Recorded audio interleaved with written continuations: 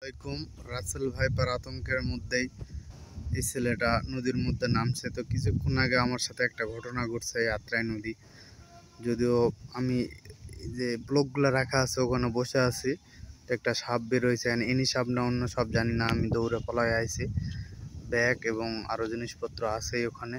তো এই ছেলের সাহস দেখেন, আত্রাই নদীতে সে একা একা এই পার থেকে ওই পার হলো। যদিও সোজাসুজি হইতে পারেনি, কারণ নদীতে স্রোত আছে। তো এরকম সাহসী ছেলে, উদ্যমী ছেলে 18 বছর আগ পর্যন্ত হয়, পরবর্তীতে আস্তে আস্তে কমে যায়। তো এরকম এক্সাইটেড ভিডিও পাইতে আপনারা আমার ভিডিওটি লাইক, কমেন্ট এবং শেয়ার দেন। আর আজকের নদীটা একটু অন্যরকম, কারণ হলো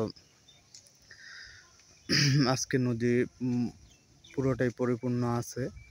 ওই দিন একটু পানি কমে গেছিল, আবার বাড়ছে। তো মোটামুটি নদীর এই অবস্থা, আত্রাই নদীর।